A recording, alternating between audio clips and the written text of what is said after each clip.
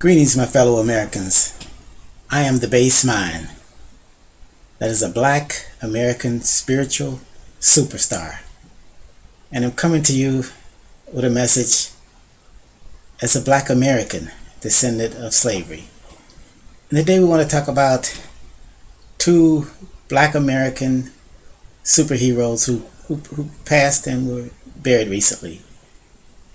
Congressman John Lewis and Herman Cain.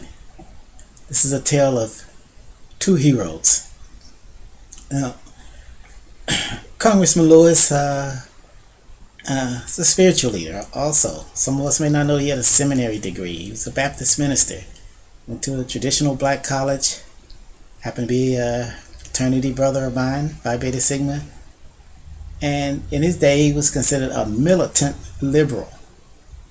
What did that mean? That means this brother was fighting at the forefront of the civil rights movement. He was sit-ins, marches, was beaten, abused, brutalized.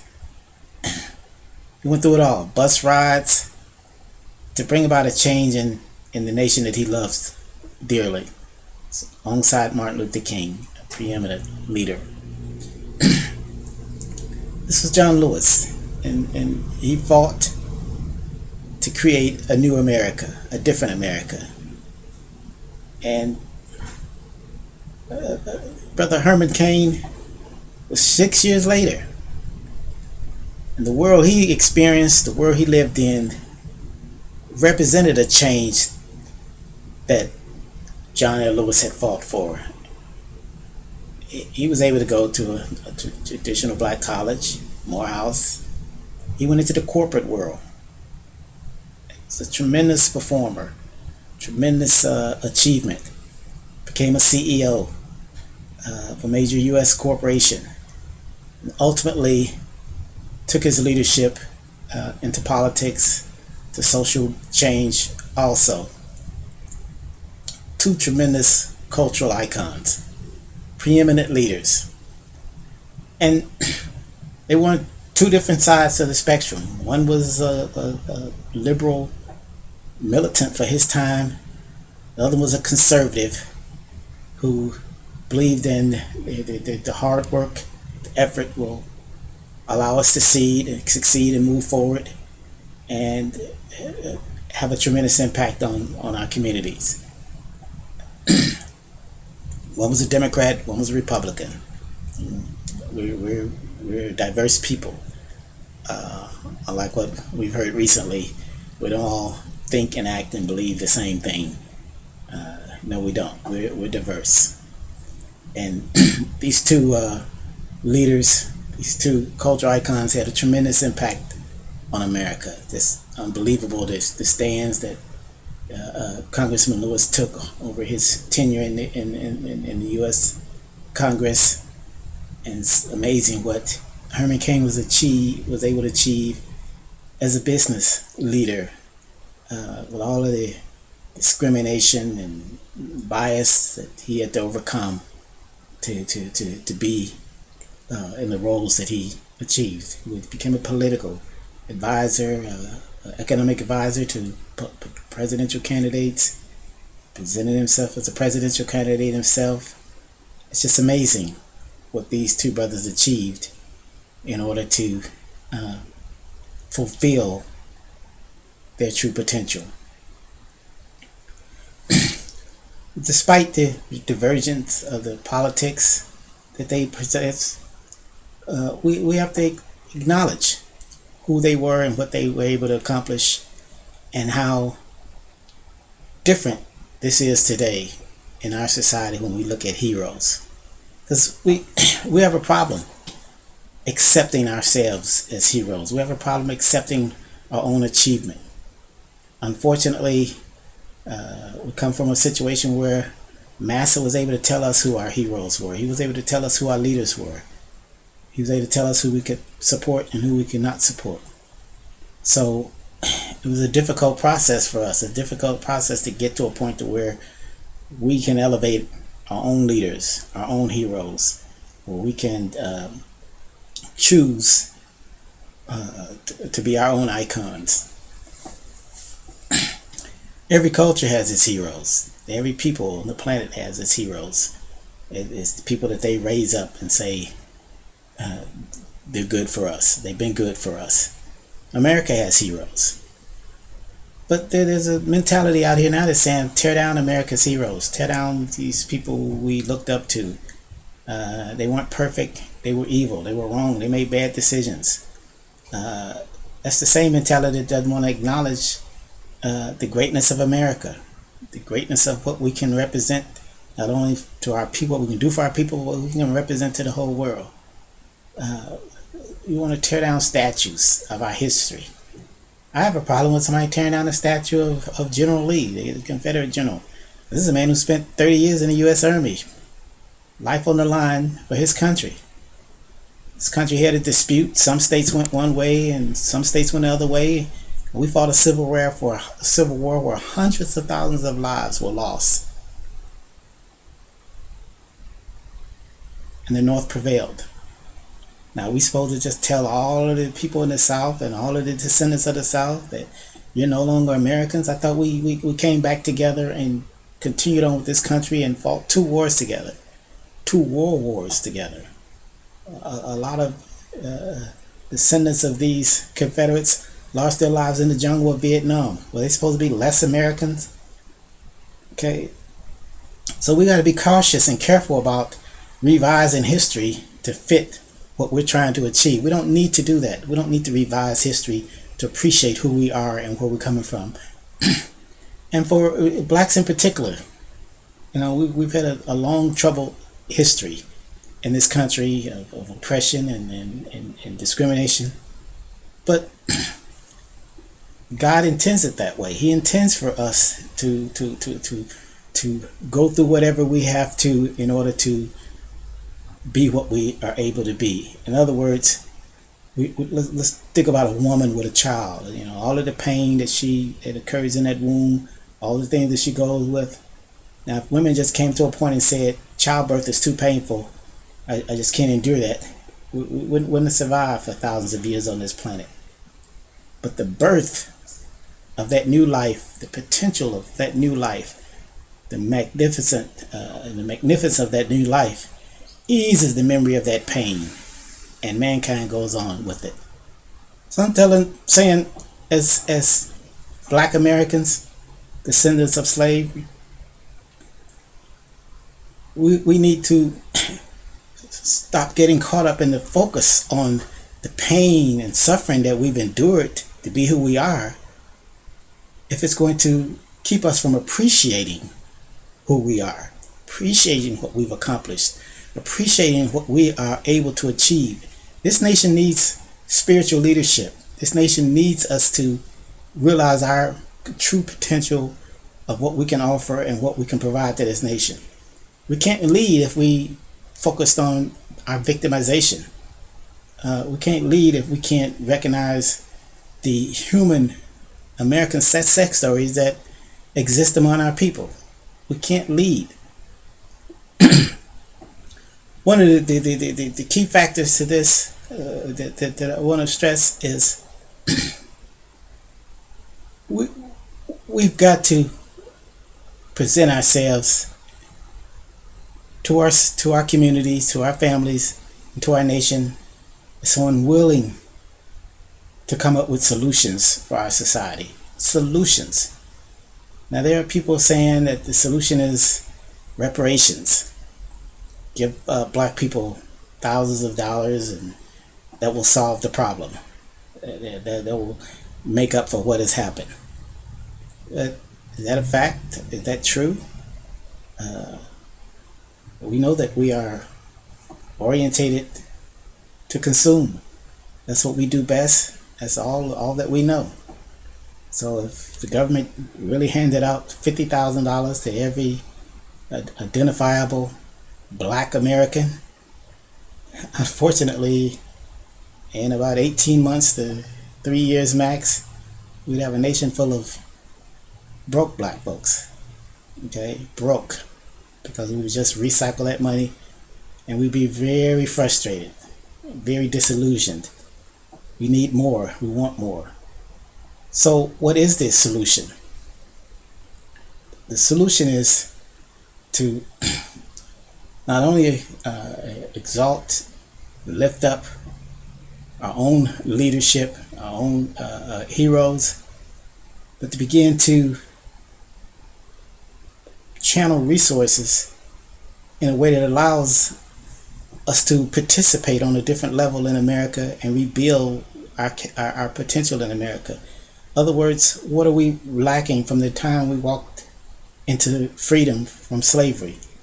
Well, back then it was called 40 acres and a mule. 40 acres and a mule represented capital investment. We're in the world's most extreme capitalistic society without capital.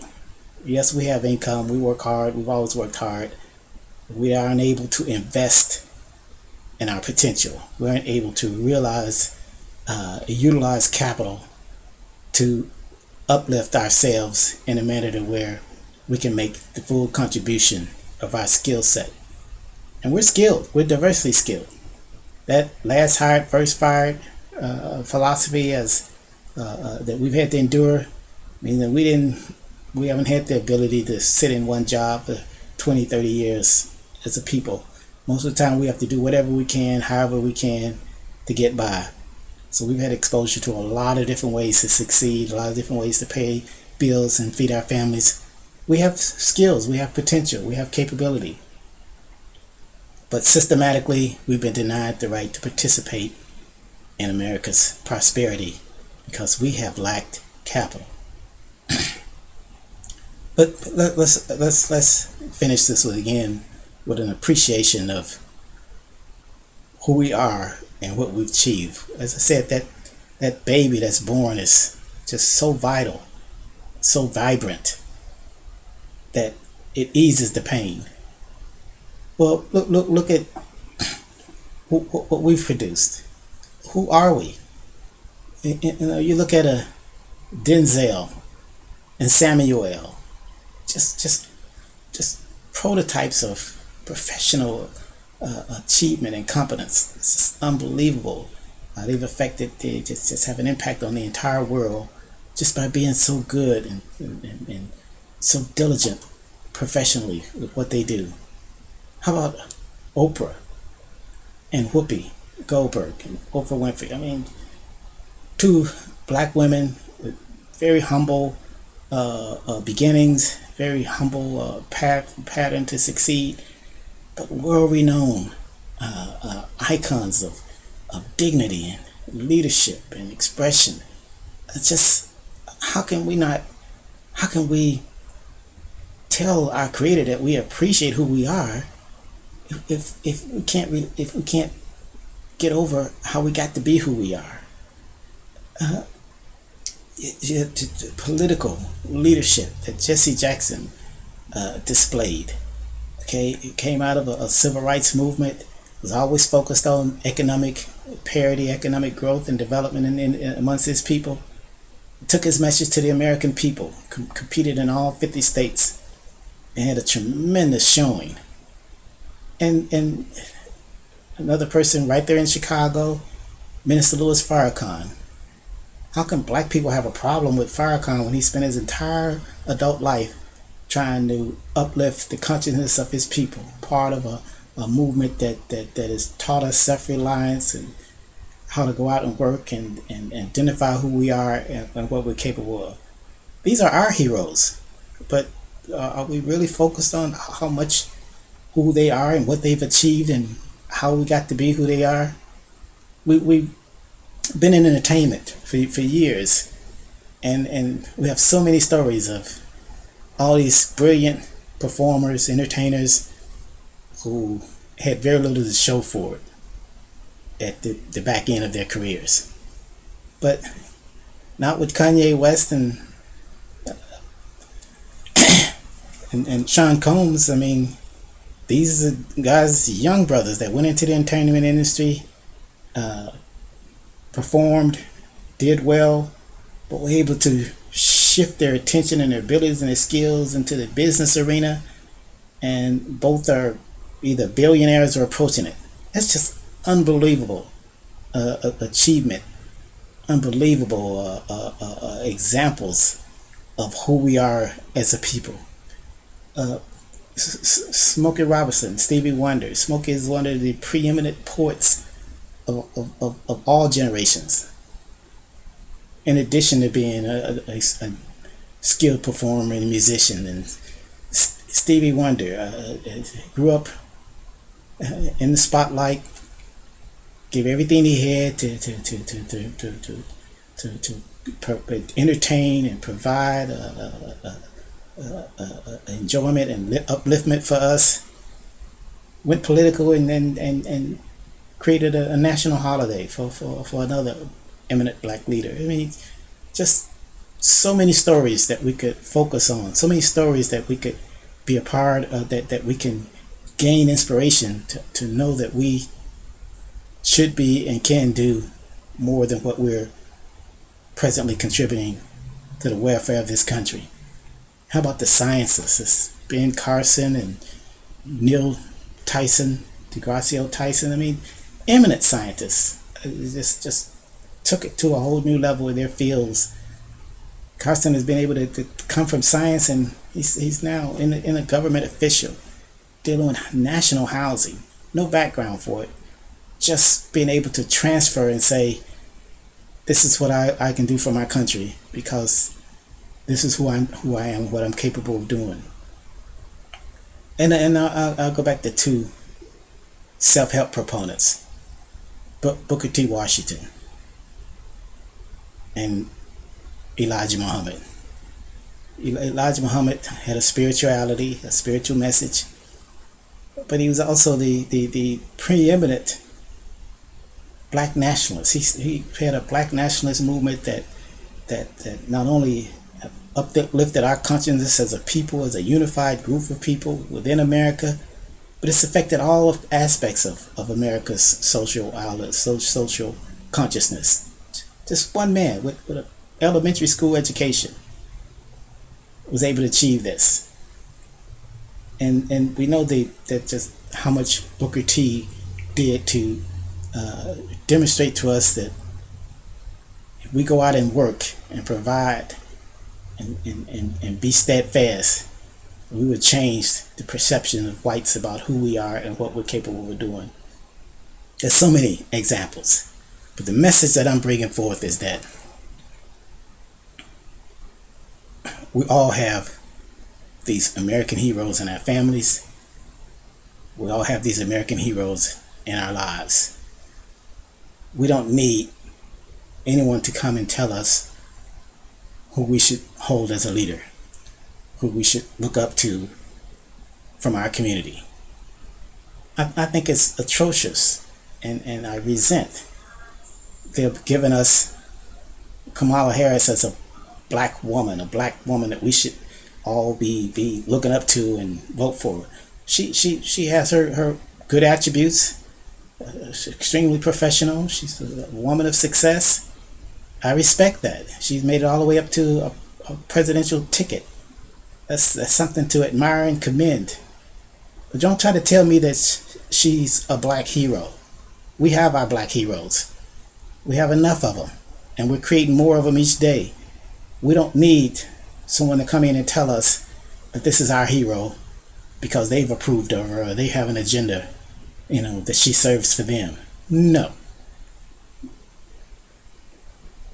America is in a state of spiritual confusion, spiritual darkness. God has put us in a position to rise to the spiritual leadership in this nation and help us see a way to the light. He's given us a president who wants to be great. He wants this nation to be great. He wants to perform. He wants to listen to whatever agenda, whatever program we can come forth that can reasonably achieve the objectives of moving this nation forward. That's what we should be about. Let's come up with the right program, the right posture, the right leadership relative to who we are because of what we've gone through.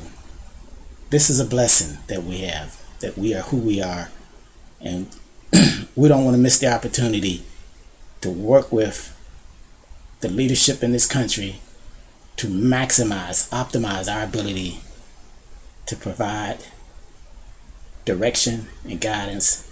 Because if you lift up the bottom, everything above it rises. If we rise up, America rises up with us. So let's be cautious and concerned and diligent about appreciating what we've come through and what made us be who we are, so that we can go forward and provide leadership to our families, our communities, and to our nation. Thank you so very much for this audience. Please go to my website, thebasemind.com. Look at the videos, look at my articles. Be more in tune with the message that I'm bringing. Because if we believe, we can believe in the ability of Black American descendants of slavery to take a leadership role in this country, to get the resources that we need to elevate ourselves and lift our nation up. We believe that this nation, this very young, adolescent nation, less than 300 years old, but was formed by the inspiration of Jesus the Christ, this Caucasian, European, Christian civilization. It reached a peak with the formation of this country. If we believe that message and that inspiration that drove this country to its existence can save and can solve many other problems globally, so that we can have economic prosperity globally. Why has everyone got to be poor globally, to where they're rushing out of all these third world and low income countries into Europe and America? Why do we have a situation where people can't enjoy the benefits of their own cultures and their own skills and their own communities in their own home? It's because they're being shoved down and held back by a deviant global materialistic mindset that keeps everyone down. But America is the antithesis of that. If we rein in this corporate greed in America and invest in the ability of our peoples, the skills that we have in our people, we can raise this civilization up and have a tremendous impact on prosperity, peace, tranquility in the entire world. And it all has to be because there is a God, there is a creator, there is a purpose.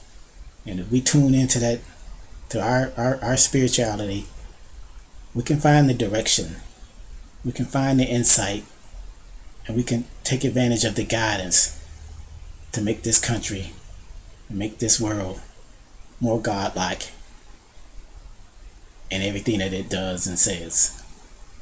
Those who believe can make the world into the fashion of what we believe. Thank you so very much again. God bless you.